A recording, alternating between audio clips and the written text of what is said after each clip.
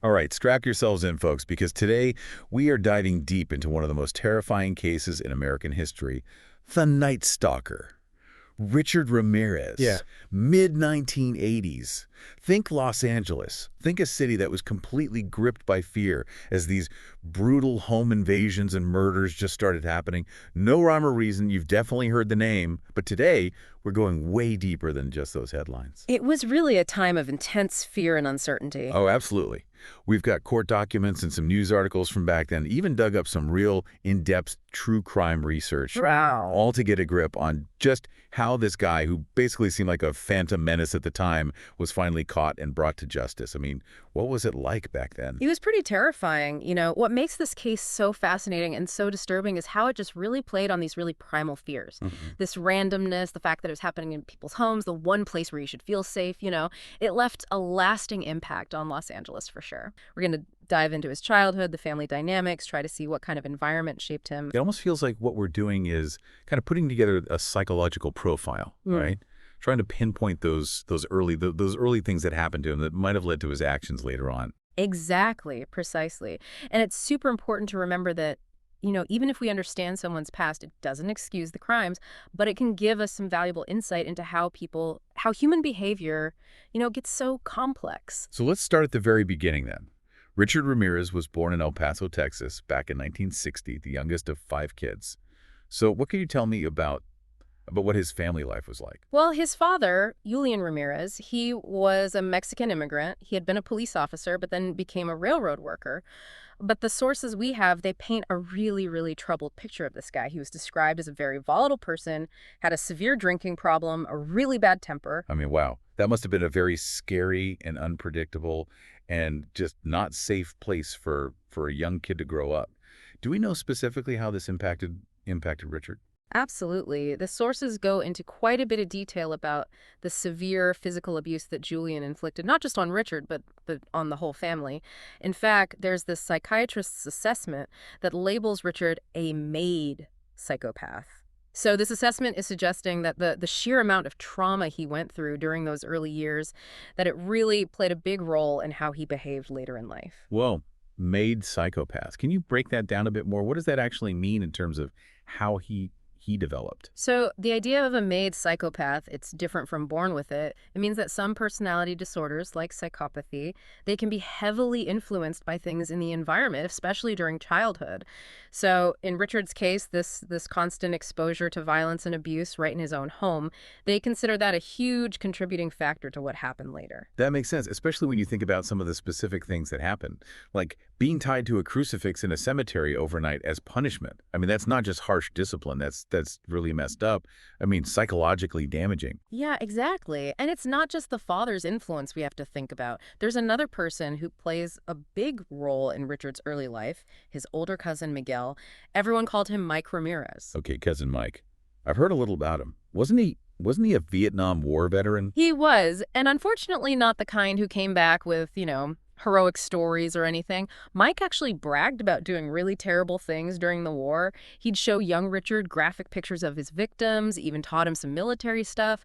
I mean, just imagine having that as your role model when you're just a kid. God, it's like he was almost being set up for violence. Like having these horrific things be normal, even something to look up to. Talk about a bad influence. And then there's this incident. In many ways, it kind of defines how dark this family really was. When Richard was just 13 years old, he saw Mike shoot and kill his own wife during a fight. Oh my God. To see something like that when you're so young, I can't even imagine how traumatizing that must have been. It definitely was. And what makes it even worse is that Mike was found not guilty by reason of insanity later on.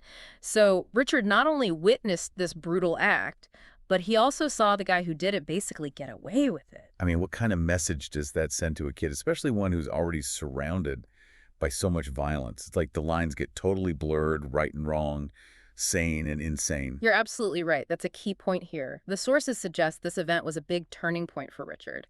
Seeing something so brutal and then no justice, it probably desensitized him to violence in a way that had lasting effects. Yeah.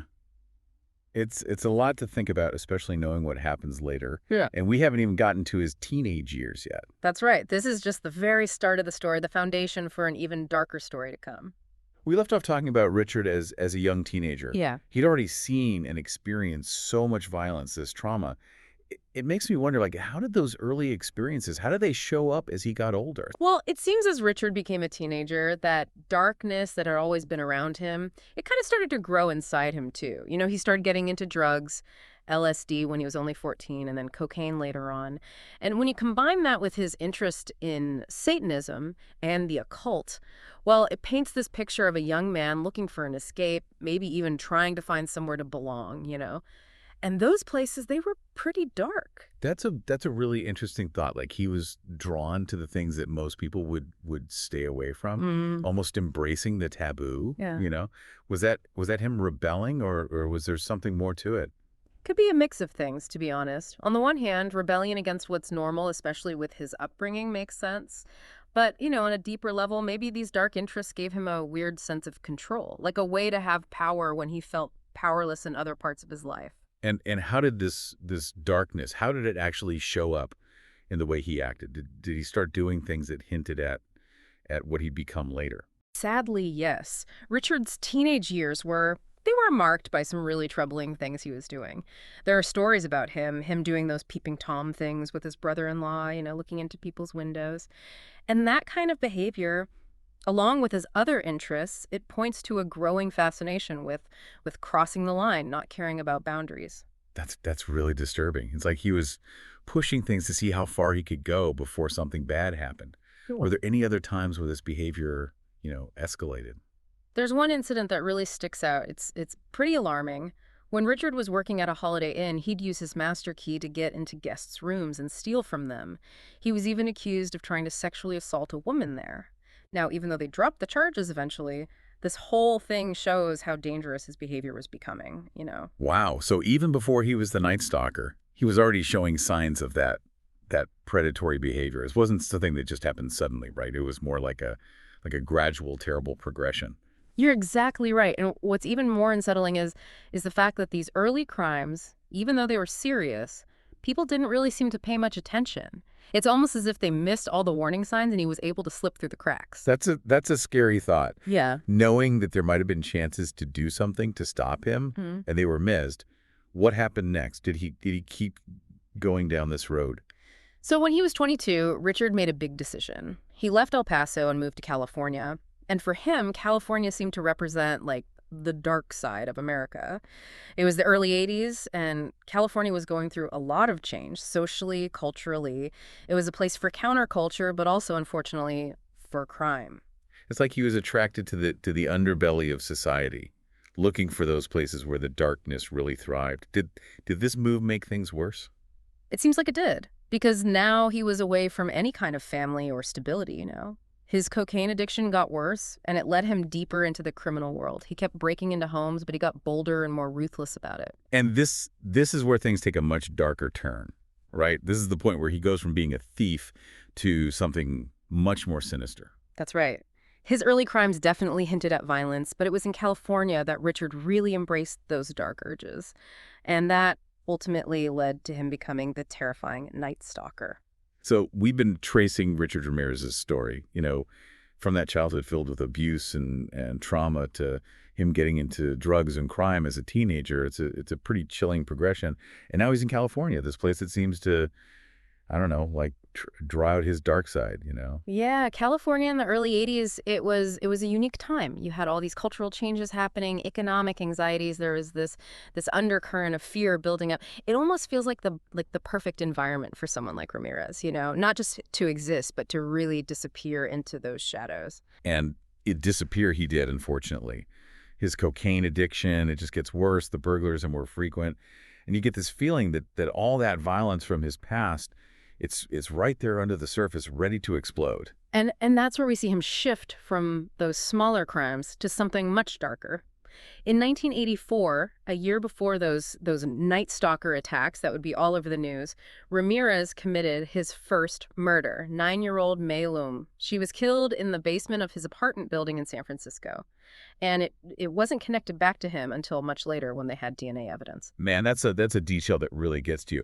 It shows that he was already capable of that kind of extreme violence, even while he was still doing those seemingly less serious crimes. This wasn't some sudden, break. This was a horrifying escalation of a pattern that had been building for years. And tragically, that was just the beginning.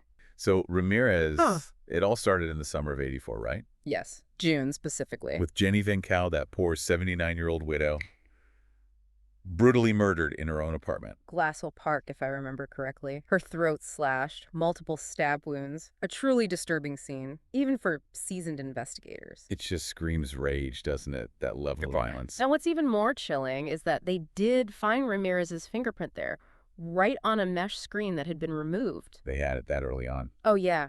But back then, it was just one print among many. Nobody knew they had the Night Stalkers right there. Haunting, isn't it? Yeah. Like a ghost story almost. Yeah. And then silence for months. 9 months, almost to the day. And L.A. had no idea a monster was lurking in the shadows, waiting. March 1985 is when the true horror of Ramirez really began to unfold. The attacks, they escalated. More frequent, more violent. The city must have been terrified. Oh, absolutely. Panic was setting in, and this time the victims were younger. Maria Hernandez, only 22, attacked right outside her home. Rosemead, she was shot in the face. But she lived. Miraculously, the bullet ricocheted off her keys. Can you imagine coming face to face with evil like that? It's a miracle she survived. Her survival was crucial, though. It gave police their first real description of the attacker. But her roommate, Dale Okazaki.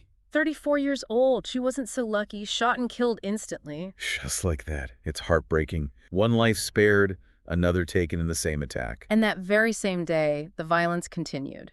Just an hour later, Veronica Yu, 30 years old, abducted from her car. In Monterey Park. And fatally shot. 3 attacks, all in one day, seemingly random. The city was reeling. The city living in fear. Then 10 days later, March 27th, 1985. Ah, yes. The Zazzara murders in Whittier. Now this marked a turning point. Truly horrifying. This case, the brutality was just off the charts. Vincent Zazzara, 64. Shot in his sleep. But it was his wife, Maxine, 44, who suffered the true horror. She was awakened by the gunshot. And then Beaten, bound, eventually shot too. But the scene, it was the level of brutality. Her eyes were removed. There were signs of mutilation. That's when the Avia footprint appeared, right? Yes, the Avia sneaker print. Later, it would become a key piece of evidence linking these seemingly random attacks. At the time, though, just another clue in a sea of unknowns. But the Zazzara murders, they were different. It wasn't just the escalation in violence, the sheer savagery of it. There was something more, wasn't there? There's a darkness to it, a ritualistic element. They found satanic symbols at the scene. This wasn't just robbery. It wasn't just raid. This was something else, something far more sinister. That's when it became clear this was no ordinary killer. This was the moment they realized they were dealing with a monster. The Zazzara murders really shook the city. It was like this dark cloud settled over Los Angeles. You can imagine the fear. The media, of course, they went wild. The walk-in killer, the valley intruder, headlines screaming about this mysterious monster on the loose. And that kind of attention, it probably just fueled Ramirez, don't you think? Oh, absolutely. It gave him notoriety, turned him into this almost mythical figure. Sickening. But the attacks did continue, and they just kept getting worse. More frequent, more violent. Just a few weeks after the Zazzara murders, we had Bill Doy, 66 years old. Another home invasion. Monterey Park. This time, the wife, Lillian, she was disabled. Oh, no. He bound her, sexually assaulted her. Bill was shot and killed. It just felt like anyone could be next, right? There was no pattern, no logic to it. The randomness, that's what made it so terrifying, but there was an escalation, a growing cruelty. You're talking about the torture. Yes. Yeah. The way he seemed to. Yeah. Enjoy tormenting his victims before taking their lives. A few weeks later, you had Mabel Bell, 83, and her sister, Florence Lang, 81. Attacked in their own home. Monrovia. Bound, and he tried to shock them with an electrical cord. Mabel died from her injuries, and at this crime scene, something new emerged. The pentagram. Drawn on Mabel Bell's thigh in lipstick. Oh, chilling. Like he was marking his territory, branding his victim. A signature, and it got worse. The very next day, Carol Kyle, 42. Burbank. Bound, robbed, along with her 8-year-old son. Then he repeatedly raped Carol, threatened to cut her eyes out if she looked at him. The psychological torture, it's Yeah. just Right. unfathomable. And then, July 1985, it seemed like he went on a rampage. The attacks came fast and furious. July 2nd, Mary Louise Cannon, 75, found murdered in her Arcadia home. 5 days later, Whitney Bennett. She was only 16, right? Attacked in her own home, Sierra Madre, but she survived. That's the one where they say Ramirez got spooked, right? Like, he thought divine intervention had saved her. That's the story. He was strangling her with a phone cord, and sparks flew. Apparently, he thought it was Jesus Christ intervening, fled the scene. Bizarre. But she lived to tell the tale. That same night, Joyce Nelson, 60 years old, murdered in her Monterey Park home. And guess what they found? The avia footprint. Right there, linking him to the scene. Later that evening, Sophie Dickman, 63, attacked in her Monterey Park home, robbed, threatened, but this time he made her swear an oath. Swear to Satan. God, that's creepy. He needed that control, you see, not just over their bodies, but their souls. He was creating his own twisted rituals. Playing God. Or, I guess, the devil. And the police. They were scrambling. They had a serial killer on their hands, one who seemed unstoppable. The city was gripped by terror. Anyone could be next. It's just relentless, isn't it, this string of attacks? But were the police getting any closer to catching him? They were getting some breaks, for sure. But Ramirez, he was always a step ahead. Cunning. Oh, absolutely. But then came the Covenant family attacks. Sun Valley, July 20th. Husband, Chena Rong, 32 years old, killed instantly, shot in the head. His wife, some kid though, she endured a nightmare. Beaten, raped. Ramirez forced her to show him where they kept their valuables. And that oath, he made her say it again, right? Swear to Satan. Every single time. That control, the psychological domination, it was clearly important to him. Sickening. But this case, the Covenant attack, this gave the police something solid, didn't it? It did.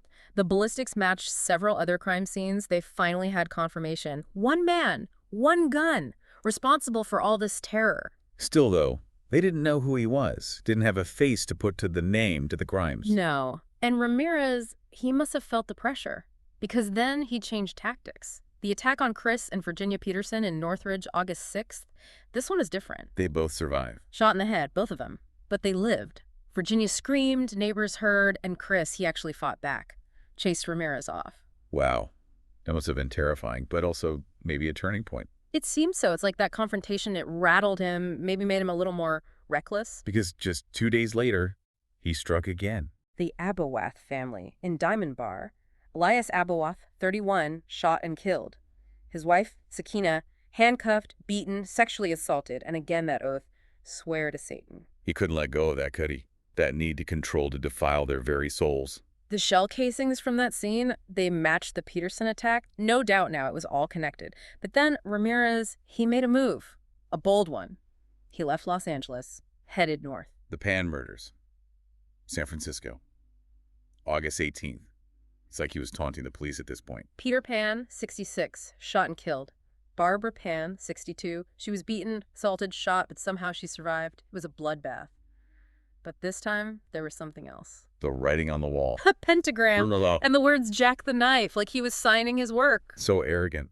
Did the police even know to connect this to Ramirez at first? Not right away. But thankfully, there it was again, the avia footprint. That's what finally tied it all together, all this seemingly random attack. Hundreds of miles apart. It's chilling to think how long he was operating, how many lives he touched. But then a break, and it came from a 13-year-old boy.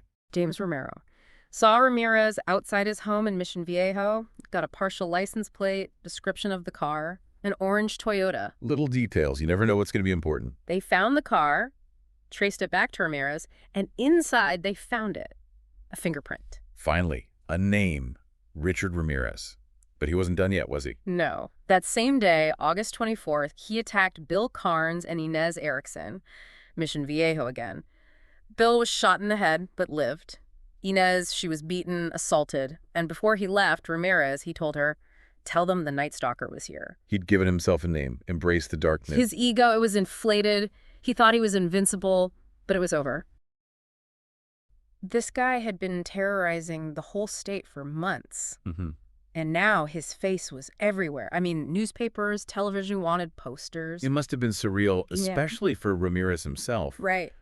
Who was completely oblivious to all of this. Oh, really? He was actually on a bus to Arizona to visit his brother, Wow. totally unaware that he had become the most wanted man in California. He had no clue that the whole state was looking for him. Nope, not at all. Wow. When he got back to LA, he walked into a convenience store, Okay. seemingly unaware that his face was on the front page of every newspaper in the city. This is where it gets recognized, right? Yeah. While he was in the store, Ramirez noticed a group of elderly Hispanic women staring at him. Mhm. They were whispering, El Matador, Which means, the killer, in Spanish. let's see. Then he saw it, Yeah, his own face staring back at him from the front page of Lem Opinion. a Spanish language newspaper. Yes, the headline called him the Night Invader. He panicked and he ran. Wow, what a scene.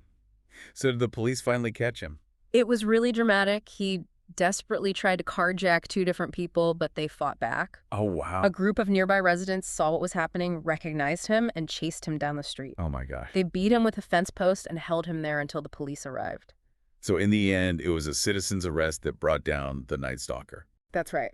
It's just amazing how that all unfolded. I know. Like something out of a movie. Yeah, And all of this was playing out on live television. it was. I could just imagine everyone in California breathing a sigh of relief. Definitely. But that was just the beginning of another chapter. Oh, yeah. The trial. The capture was just the start. Yeah. The trial itself was something else entirely. So the trial started in July of 1988. Okay. The world was watching. Yeah, And Ramirez made it clear that he wasn't going down without a fight. I bet. So what was the atmosphere like? I mean, this trial must have been unlike any other. It was really intense. Yeah. There was just this sense of dread in the air. Right, Like yeah. everyone was holding their breath, Right. just waiting for something to happen. Yeah. And that feeling got even stronger when Ramirez came into the courtroom for the first time. Okay. He raised his hand and showed everyone a pentagram that was drawn on his palm. Wow. And he shouted, "Hail Satan." It's chilling to think about. The media went crazy. Ramirez, with that stare of his. Right. And that pentagram quickly became the symbol of evil. Mhm. And then there were these rumors going around that he was planning to shoot the prosecutor and escape. Oh, my gosh. So security was extremely tight. Yeah, I bet metal detectors and all that. Oh, yeah. Everything. Yeah, And then this terrifying event happened. right. The death of juror Phyllis Singletary. Yes. It's one of those things that's always mentioned when people talk about this case. It really added to the whole drama. So what happened? Well, she was found shot to death in her apartment. Oh, wow. And you can imagine how scared the other jurors were. I bet. They must have thought Ramirez was behind it somehow. Right. Like he was orchestrating these hits from prison. So was he involved? No, it turned out that her boyfriend was the one who killed her. Oh, wow. And he later committed suicide. That's unbelievable. Yeah. So setting aside all the drama for a moment, what was the evidence against Ramirez? I mean, what actually led to his conviction? Well, there was quite a bit of evidence. Okay. Compelling eyewitness accounts, Yeah. ballistics evidence that linked the guns to the murders. Uh-huh. And those avia shoe prints Right. that were found at a lot of the crime scenes, Yeah. it all pointed to Ramirez. I read that the survivor testimonies were really disturbing. Oh, they were powerful and very disturbing. Yeah. They talked about the terror they felt when they were attacked in their own homes, the cold and calculated way that Ramirez acted, and his fascination with Satan. Right. He forced some of them to swear to Satan during the attacks. That's awful. Did Ramirez ever show any remorse? No, not at all. Wow. He was totally defiant. Really? He kept saying he was innocent, Hmm. and he kept flashing that pentagram. So what happened in the end? What was the verdict? In September 1989, Okay. after more than a year of testimony and deliberation, the jury came back with a verdict. Uh-huh. Guilty on all 43 charges. 13 counts of murder, 5 attempted murders, 11 sexual assaults, and 14 burglaries. What was his reaction? Did he finally show some emotion? Nope, he didn't show any emotion at all. Wow. He just looked at the reporters and said, "Big deal.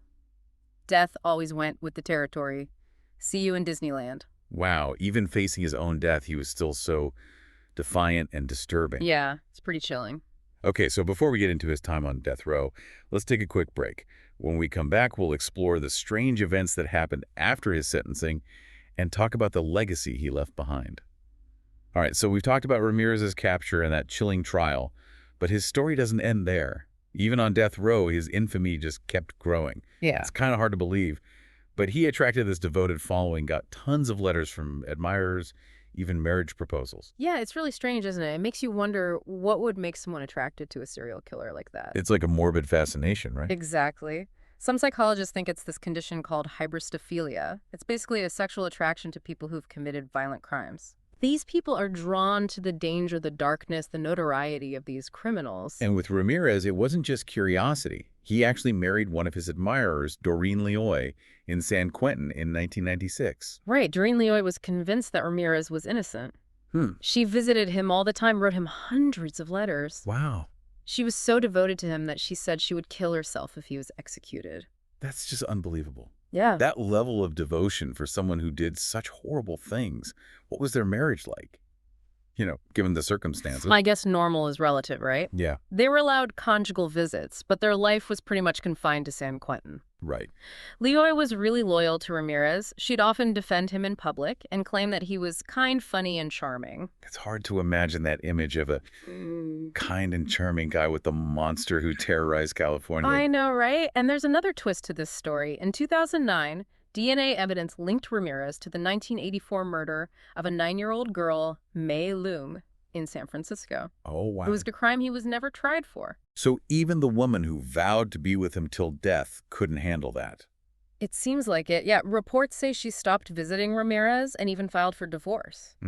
But the story still doesn't end there. At the time of his death, Ramirez was actually engaged to a 23-year-old writer. Wow. So even with all the evidence, all the horrible things he did, some people were still drawn to him. It's crazy, right? Yeah. But even though he had these supporters, his death in 2013 from lymphoma, years before his execution was supposed to happen, I think it brought a sense of relief to California. Oh, definitely. I think there was a sense of closure for a lot of people, especially the families of his victims. Yeah. Knowing that he couldn't hurt anyone anymore brought some peace. But the horror of what he did, it still lingers. Yeah, his case really left a mark on California and on true crime. I think it forced people to realize that evil can be anywhere, even in their own homes. Yeah, definitely. Ramirez's reign of terror changed how people thought about their safety and security. It led to more home security systems, neighborhood watch groups, and, unfortunately, a lot of paranoia that lasted long after he was caught. It's true. And the randomness of his attacks, Yeah. the brutality, the fact that there was no real motive except maybe pure evil, Yeah. it made him even more terrifying. It makes you wonder what creates a monster like Richard Ramirez. That's the question, isn't it? It's haunted criminologists and psychologists forever. Was he born evil, or was it his environment, the abuse he suffered, the violence he saw? And then there's the whole Satanism thing. People still debate whether he actually believed in it or if it was just a way to scare people and seem more powerful. Yeah, we may never know for sure. But what we do know is that Ramirez's case, as disturbing as it is, it reminds us that darkness can exist even in people who seem ordinary. It forces us to confront some uncomfortable truths about what humans are capable of. It's a reminder that monsters are real. They hide in plain sight and they can do unspeakable things. But it also shows us how resilient people can be, the courage of the survivors, the dedication of law enforcement to get justice. It's inspiring. Yeah, and it reminds us that even in the darkest times, there's always hope, strength, and that will to overcome anything. Well said. So that wraps up our deep dive into the dark world of Richard Ramirez, the Night Stalker. It's a case that will keep fascinating and horrifying people for generations to come. A true reminder of that never-ending battle between good and evil.